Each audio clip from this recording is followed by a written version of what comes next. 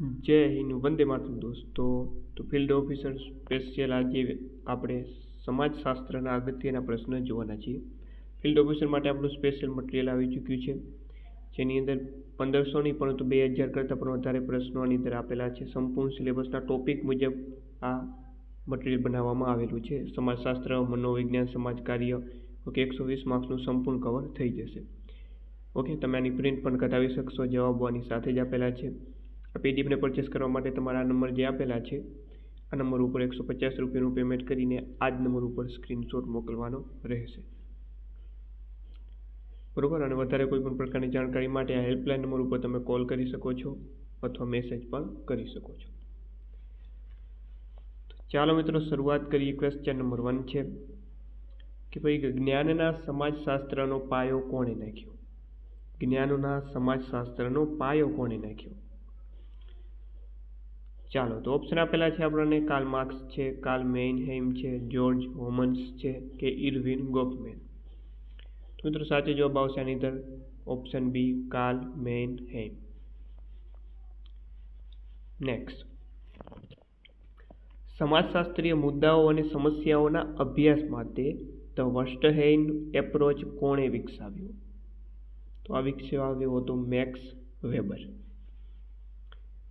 Next, ત્યારબાદ સમાજમાં સ્થિરતા અને વ્યવસ્થા ઉપર કયા સમાજશાસ્ત્રીય પરિપ્રેક્ષ્ય કેન્દ્રિત ધ્યાન આપેલ છે?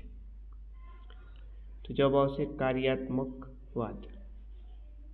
નેક્સ્ટ, ભારતીય આદિવાસી પછાત હિન્દુ છે તેવો અભિપ્રાય કોનો હતો? ઓકે, ભારતીય આદિવાસી પછાત હિન્દુ છે આવું વિધાન કોને કહ્યું હતું, અથવા તો આવો અભિપ્રાય કોનો હતો? તો મિત્રો આ અભિપ્રાય હતો G.S. ધુરીએનો. નેક્સ્ટ, ત્યારબાદનો ક્વેશ્ચન છે કે ભાઈ, mind, self and society. Mind, self and society પ્રશિષ્ટ કાર્ય એ કોનું પ્રદાન છે? જવાબ આવશે G.H. મિડ. નેક્સ્ટ, સંશોધનના કયા પ્રકારમાં પ્રશ્નોના ઉત્તરોને 2 કે તેથી વધુ શ્રેણીમાં મૂકવામાં આવે છે? જવાબ આવશે સામાન્ય પ્રશ્નો. ઓકે, ઓપ્શન બી સાચો જવાબ રહેશે, સામાન્ય પ્રશ્નો. ત્યારબાદ ક્વેશ્ચન નંબર 7 છે કે કાનૂની અભ્યાસો ઉપરથી કઈ સમાજશાસ્ત્રીય પદ્ધતિ ઉતરી આવી છે? કાનૂની અભ્યાસો ઉપરથી કઈ સમાજશાસ્ત્રીય પદ્ધતિ ઉતરી આવી છે? જવાબ આવશે એકમ અભ્યાસ પદ્ધતિ. તો ઓપ્શન ડી સાચો જવાબ બનશે. નેક્સ્ટ, ઉચ્ચ સ્ત્રી જ્ઞાતિમાં લગ્ન કરે છે તેને શું કહેવામાં આવે છે? તો એને કહેવામાં આવે છે અનુલોમ વિવાહ. કેવા પ્રકારનો વિવાહ? અનુલોમ વિવાહ. નેક્સ્ટ, ઋગ્વેદના કયા ભાગમાં 4 વર્ણો કહેવાયેલા છે? ઓકે, 4 વર્ણો વચ્ચે 4 વર્ણો વિશેની માહિતી ઋગ્વેદના કયા ભાગમાં કરવામાં આવી છે? તો મિત્રો જવાબ આવશે પુરુષ સૂક્ત. કે કયા સૂક્તમાં કરવામાં આવે? કયો ભાગ નહીં પરંતુ કયા સૂક્તમાં? તો જવાબ આવે પુરુષ સૂક્તમાં. નેક્સ્ટ, નીચેનામાંથી ઇરાદાપૂર્વક અને મર્યાદ સર્જન રહેલ છે? તો એ છે મંડળ.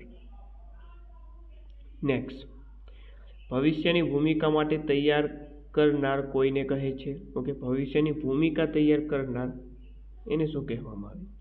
એને કહેવામાં આવે છે પૂર્વ નિર્ધારિત સામાજિકરણ. ત્યારબાદ કયા પ્રકારના સમુદાયમાં લોકો લાગણીથી જોડાયેલા હોય છે? ઓકે, લાગણીથી જોડાયેલા હોય કયા પ્રકારના સમુદાયમાં? તો એ હોય છે મિત્રો જેમિન સ્કાફ્ટ. ઓકે, જેમિન સ્કાફ્ટ. નેક્સ્ટ, ભારતીય સમાજનું આધુનિકીકરણ જેની સાથે સંકળાયેલ છે? તો એ છે પશ્ચિમી જીવનશૈલીનો સ્વીકાર. નેક્સ્ટ, ભૂદાન ચળવળની શરૂઆત કયા રાજ્યમાં થઈ હતી? ઓકે, ભૂદાન ચળવળના પ્રણેતા એવા વિનોબા ભાવે. નાની જે શરૂઆત છે તે થઈ હતી આંધ્રપ્રદેશથી. નેક્સ્ટ, એ માન્યતા છે કે ચોક્કસ રાજકીય આદેશને ચોક્કસ અને પર્યાપ્ત દર્શાવે છે? તો એ છે કાર્યદક્ષતા. નેક્સ્ટ, મહાત્મા ગાંધી અનુસાર રાજ્યનું મુખ્ય વિભાગ છે? એ છે વ્યક્તિ. ચાલો, ત્યારબાદનો પ્રશ્ન, નીચેનામાંથી નવી ધાર્મિક ચળવળ કોને નિર્ધારિત કરાયેલ છે? ઓકે, નવી ધાર્મિક ચળવળ કોને નિર્ધારિત કરાયેલ છે? તો એ છે હરે કૃષ્ણ ચળવળ. નેક્સ્ટ, નીચેનામાંથી કોણ એક ઉત્ક્રાંતિવાદી સિદ્ધાંતવિદ નથી? નીચેનામાંથી કોણ એક ઉત્ક્રાંતિવાદી સિદ્ધાંતવિદ નથી? ઓકે, આ તમામ ટોપિક આપણા સિલેબસમાં આપેલા છે. તો મિત્રો વાત કરીએ આની અંદર, તો આની અંદર લેવિસ એન્ડ મોર્ગન, ઇમાઇલ દુર્ખિમ અને ઓગસ્ટ કોન્તે, કે આ તો ઉત્ક્રાંતિવાદના ઓકે સિદ્ધાંતવિદ છે, પરંતુ આર કે મર્ટન નહીં આવે. નેક્સ્ટ, રિસ્ક સોસાયટીનો વિચાર કોનો છે? રિસ્ક સોસાયટી, આ વિચાર કોનો છે? તો આ વિચાર છે યુબેકનો. નેક્સ્ટ, કોના વિચાર મુજબ જ્ઞાતિ તબક્કાવાર અસમાનતાની વ્યવસ્થા છે? જવાબ આવે બી આર આંબેડકર.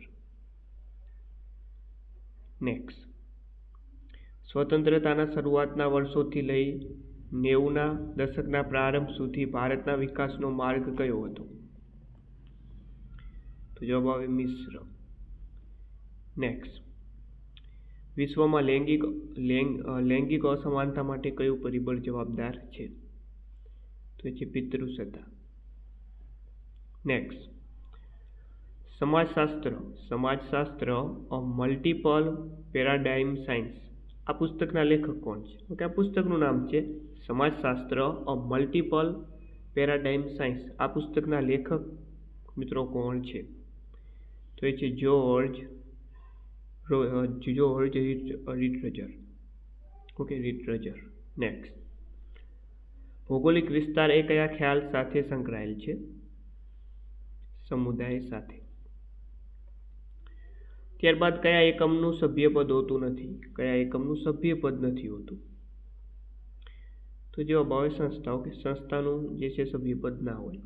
તો મિત્રો આ હતા ફિલ્ડ ઓફિસરની પરીક્ષા માટે અગત્યના પ્રશ્નો. ફિલ્ડ ઓફિસરની પરીક્ષાની મિત્રો વાત કરીએ તો 14/3/2026 રોજ આની એક્ઝામ યોજાવાની છે. એટલે કે હવે માત્ર આશરે જોવા જઈએ તો 2 મહિના કરતાં પણ ઓછો સમય બચ્યો છે. ઓકે, તો ફિલ્ડ ઓફિસર માટે આપણો સ્પેશિયલ હેલ્પલાઇન નંબર આપેલો છે 63 520 79 240. ફિલ્ડ ઓફિસરને લગતી કોઈ બી માહિતી તમે આ નંબર ઉપરથી જાણી શકો છો. ફરીથી મળી નવા વિડીયો સાથે. જય હિન્દ, જય ભારત.